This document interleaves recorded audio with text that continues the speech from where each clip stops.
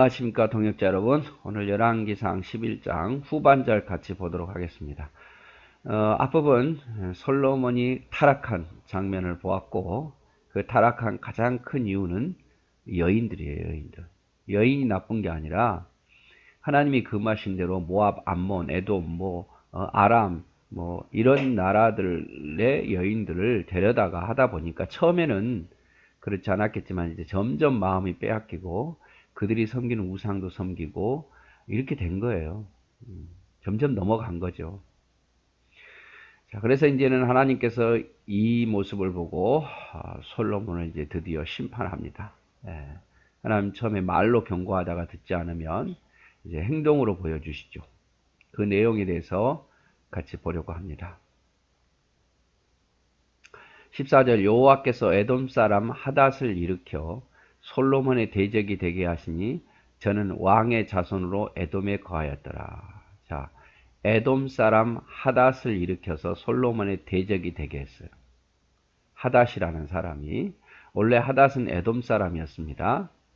자, 그래서 이제 그 과정을 지금 15절부터 설명하는데, 전에 다윗이 에돔에 있을 때에 군대 장관 요압이 가서 죽임을 당한 자들을 장사하고 에돔 남자들을 다 쳐서 죽였는데, 요압은 에돔의 남자를 다 없이 하기까지 이스라엘 무리와 함께 6달을 그곳에 유하였더라.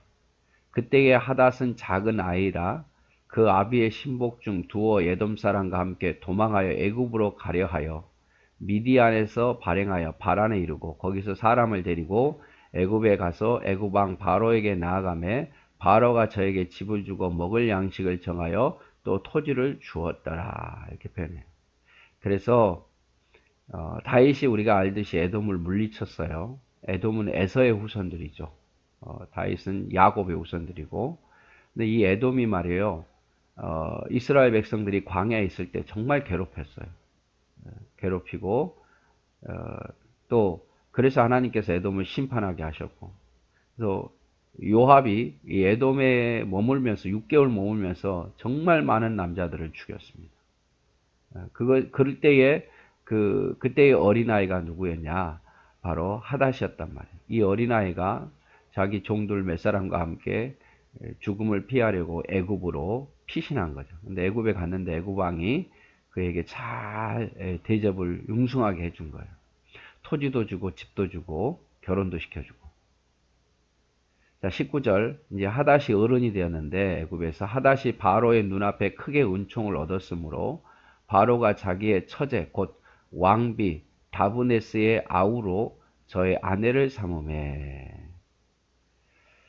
다브네스의 아우가 그로 말미암아 아들 그누밧을 낳았더니 다브네스가 그 아이를 바로의 궁중에서 젖을 떼게 하매 그누밧이 바로의 궁에서 바로의 아들 가운데 있었더라.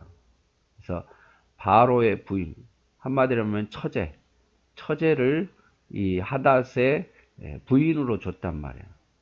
그러니까 자기 처제를 하닷의 부인으로 줬으니까 어떻게 합니까? 아주 가까운 사이가 됐잖아. 하닷하고 바로하고. 그리고 이제 이 하닷에게 낳은 그 아들을 자기 아들 가운데에, 바로 왕의 아들 가운데 있게 했다. 왕자처럼 길렀다 이 말이죠. 21절. 하닷이 애굽에 있어서 다윗이 그 열조와 장것과 함께 장것과 군대 장관 요압이 죽은 것을 듣고 바로에게 고하되 나를 보내어 내 고국으로 가게 하옵소서. 바로가 저에게 이르되 내가 나와 함께 있어 무슨 부족함이 있기에 내 고국으로 가기를 구하느냐. 대답하되 없나이다. 그러나 아무쪼록 나를 보내옵소서 하였더라. 이제 하닷이 거기서 애굽에서 잘 살고 있는데 들리는 소문에 다윗이 죽었다. 그리고 요압도 죽었다는 말을 듣고 나 에돔으로 가야겠다. 복수해야겠다. 이렇게 말을 하는 거죠. 그래서 바로 왕이 안 돼. 너 가면 안 돼. 내가 너한테 더 잘해줄게. 이렇게 하는데도 불구하고 이제 가지요.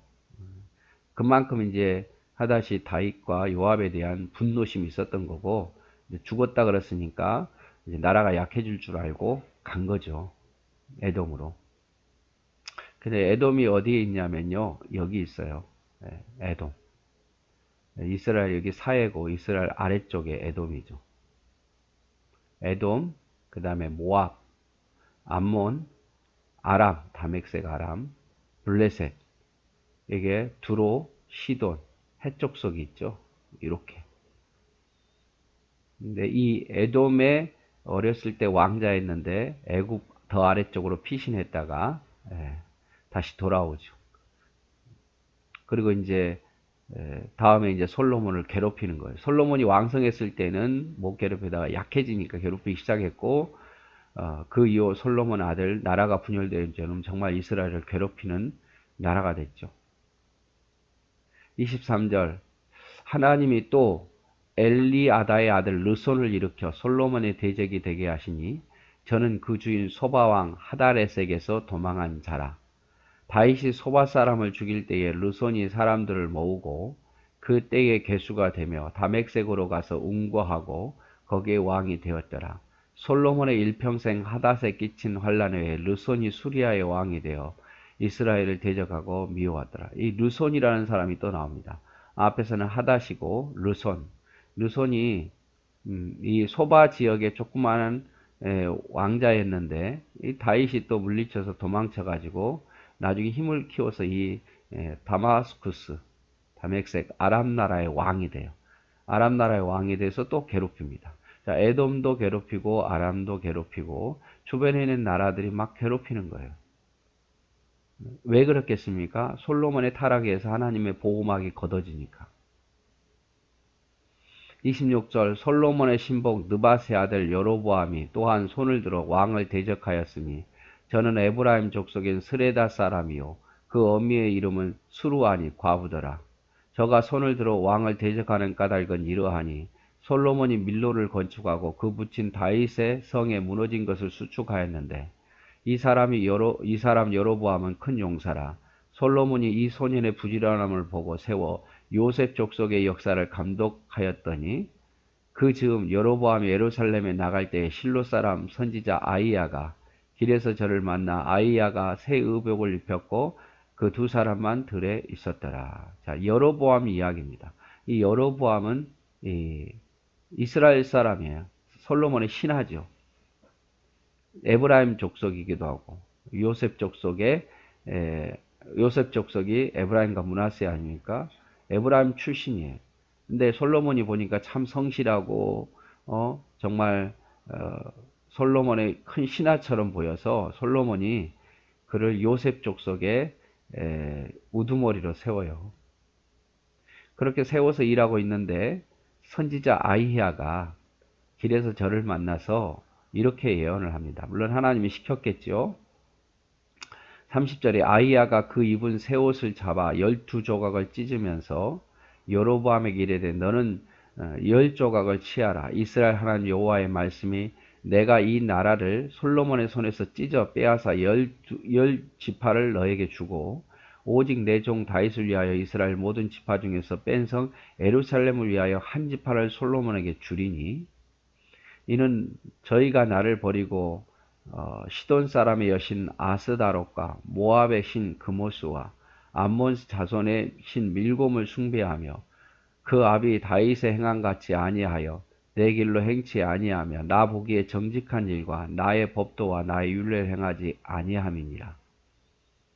그러나 내가 뺀 내 종 다윗이 내 명령과 내 법도를 지켰으므로 내가 저를 위하여 솔로몬의 생전에는 온 나라를 그 손에서 빼앗지 아니하고 주관하게 하려니와 내가 그 아들의 손에서 나라를 빼앗아 그 10지파를 너에게 줄 것이요 그 아들들에게는 내가 한 지파를 주어서 내가 내 이름을 두고자 하여 택한 성 예루살렘에서 내 종 다윗에게 한 등불이 항상 내 앞에 있게 하리라.